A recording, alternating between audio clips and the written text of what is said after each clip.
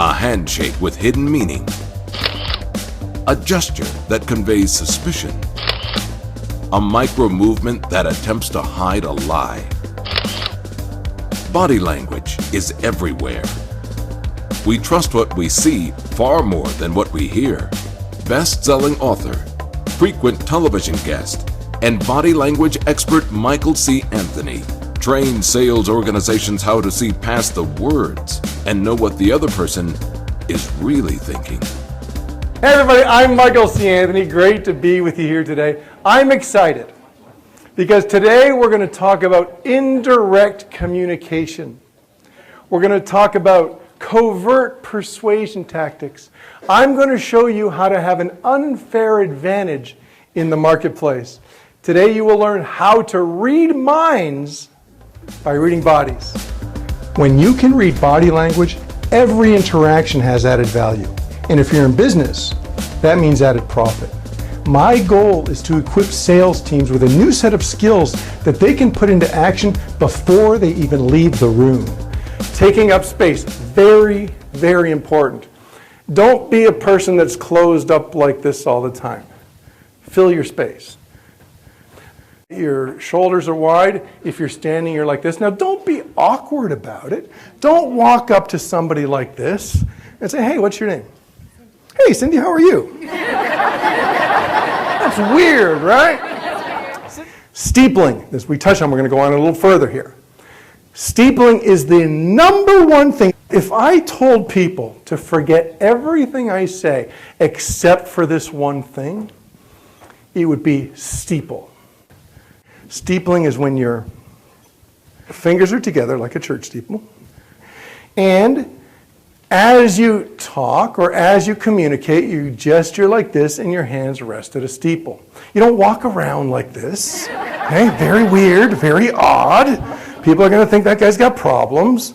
Okay, but gesture like this and you rest at a position like this. There's different variations. There's one called praying hands, when you can just talk and gesture like this. When you're steepling, let's say you're sitting at a table.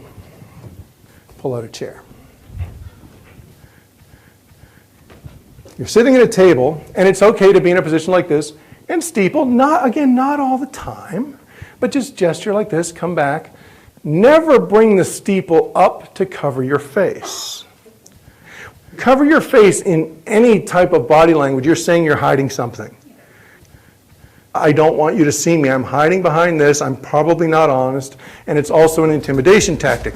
Our words make up for only 7% of our communication. 38% comes from the sound of our voice, the speed, the pitch, the volume, the timbre. The other 55%, it's body language. It's the most important communication tool we can learn.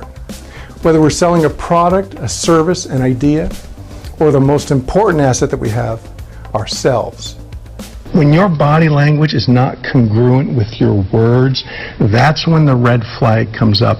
And your viewer or your listener is always going to default to what they see as opposed to what they hear. So somebody in a job interview situation, eye contact, very important. The eyes are the windows to the soul, right? So when somebody is looking at you, fantastic. Now, it's okay to dart away to capture a thought once in a while, but maintain eye contact. When you maintain eye contact, you're going to be believable. Yeah, but it can't get weird. It can't get what weird. If you've got 3 people sitting in front of you and you're being interviewed? And go from one to another. You're bouncing around. And that's what keeps it natural, because when you do that type of eye contact that is just staring like this, and blink, folks, blink. If you don't blink, then that's just, people are going to get weirded out by that. So just keep it natural, keep it bouncing, because then people will see you as genuine. So that's the suprasternal notch. There's the word of the day.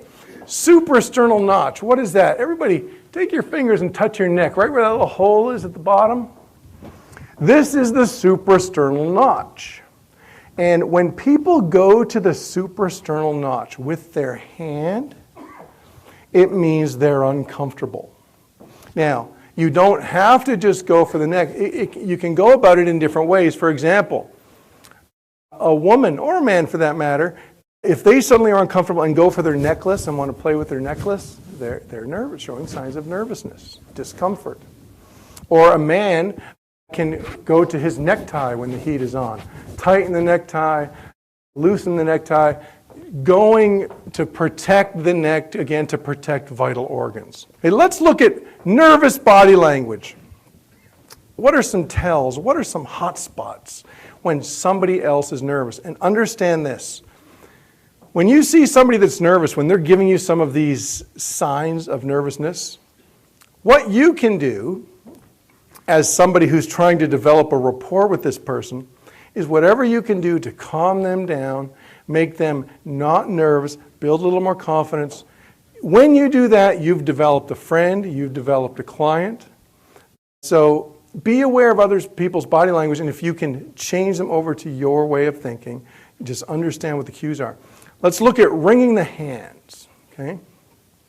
Somebody after the first event today was saying that they know someone who's always doing this when they talk.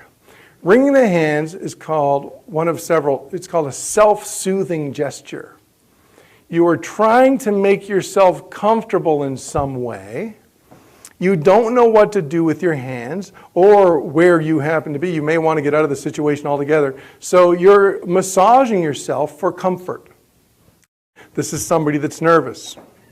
The squeeze, I mentioned quickly earlier. If somebody is in a position like this, let's say we're at a social gathering, and somebody's got the legs together like this, they don't want to be there. In fact, what they're trying to do is disappear. This person's nervous, socially awkward. So do whatever you can for that person to make them comfortable. And you've got a friend, then you've got a client. Watch my knees here. Sometimes it's one, sometimes it's two, or the legs in the figure 4 formation, the ankles going haywire like this. Okay, that's nervousness. Understand the fact that the legs are the furthest part of the body from the brain, therefore they're the hardest part to control. Then we have fun discussing lies. We play a game where I become a human lie detector. I have 4 people come up onto the stage and they all draw a drawing without anybody seeing who drew which drawing. And then through them trying to get a series of lies past me, I try to determine who drew which drawing. Never a dull moment. Eyes are moving up and to the right, which is visual construct, which is where you can tell if a person is telling a lie, if they're constructing a story or if they're recalling a story. When you ask a person where they were last night, a right-handed person, left, everything is mirror image, but a right-handed person must go up and to the left to recall where they were. A person who might be telling you a lie will go up and to the right to construct where they were. Okay, so keep that in mind next time you're asking someone questions. Back to the drawing. Okay. Tina, did you draw this drawing? No. Warren, did you draw this drawing? No. Ooh. He said no, but shook yes. Did you notice? But that could just be natural. We don't know. Brianne, did you draw this drawing? Nathan, did you draw this drawing? No. Ooh, 2 interesting ones there. If you watched Brianne said no, immediately pursed her lips harder than they were just a moment ago, and eyes came off the drawing up to mine, almost as if she's looking guilty and can't look at the picture. Nathan, on the other hand, moved his eyebrows up, as if to say, no, I did not draw that drawing. Please believe me. Let's go through again. Tina, is this your drawing? No. Warren, is this your drawing? No. Notice how Warren went into the confident position. Warren is being Fonzie.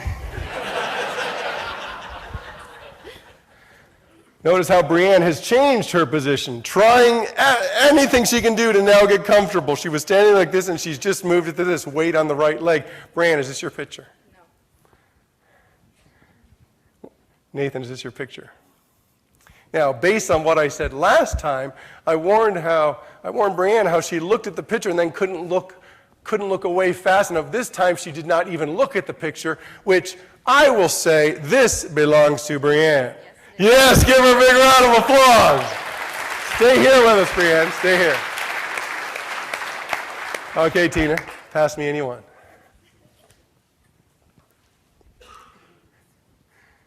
Poker faces.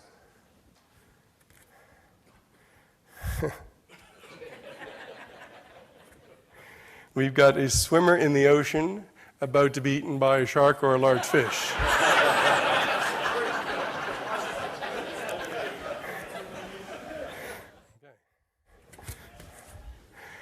I like how this swimmer is practically levitating over the water. See that? All right. We know Brianne didn't draw it. Tina, is this your drawing? Warren. Okay, Warren looks away, looks to the floor. Nathan, I didn't ask you anything. Nathan, is this your drawing?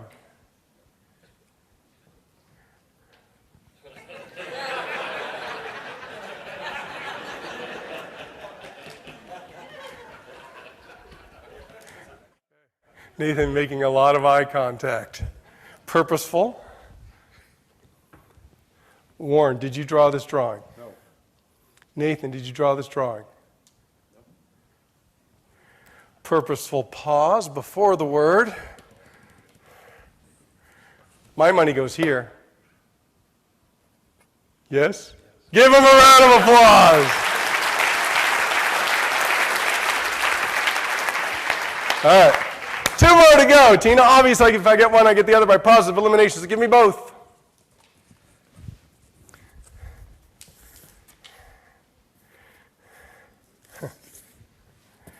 Okay.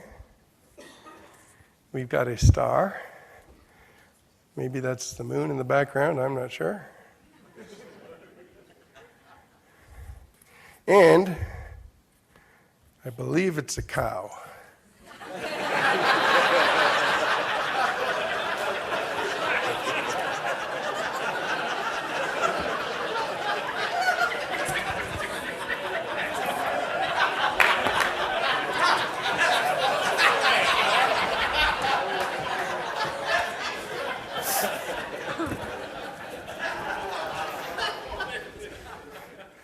Fonzie, do you like cows? No. Oh, no, good answer. All right. Let's start with the star. Tina, is this your drawing? No. Warren, is this your drawing? No.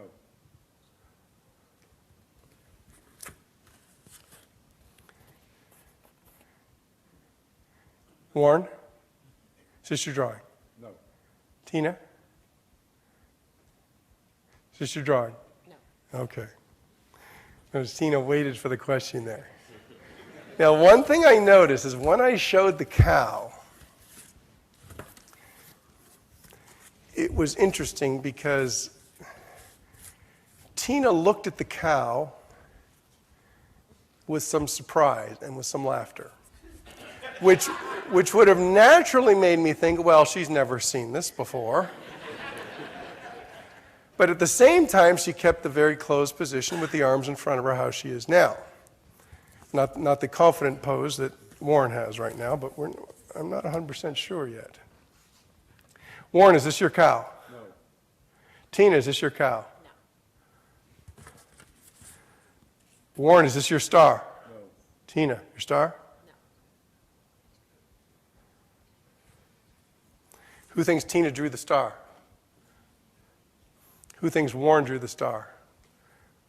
It's about half and half. My money goes here. Yeah. Say yes. And the cow belongs to her. Give him a huge round of applause. And the lobster claw. We go with the lobster claw is this. Shake my hand normally. I'm just going to give you a pinch and I'm gone. Okay? It's gross, right? Yeah. Somebody who can't shake a hand. When you're on the receiving end of that, you're not even thinking about this, the person I just met. What's going through your head is, I hate those handshakes. Why can't the person even shake my hand? Another one we're going to get to before we get to the proper handshake. Bernie, turn around. Close your eyes. Turn all the way around. Close your eyes. Okay, don't look. Nothing bad happening here. Nothing whatsoever. Okay. All right, shake my hand, Bernie. Turn around. Shake my hand. That's the sweaty palm. How do you like that? Isn't that disgusting? All right, that's gross. You got, no. For you. All right. Now stay here one moment. Stay here one moment, and we're going to go over what is the proper handshake? What's the correct way to shake a hand where a person on the receiving end of the handshake, at an unconscious level, they're not going to go through the words themselves, well, that was a fine handshake, because most people don't monitor. It's all unconscious. What's the correct way to do it where somebody will see you as a professional, somebody they potentially want to do business with or want to get to know more? It's like this. The hands come out. Okay, we meet at the thumbs right here. A good grasp, firmly like we are now. We pump 2 or 3 times like this, but the most important part is the eye contact. During it, we let go, and the eye contact stays for a few seconds after as conversation begins, and then you can break it to collect a thought, et cetera, like that. All right, so that's the perfect handshake. Bernie, big round of applause for you. I thank you all for being here. My name is Michael C. Anthony. Thanks so much.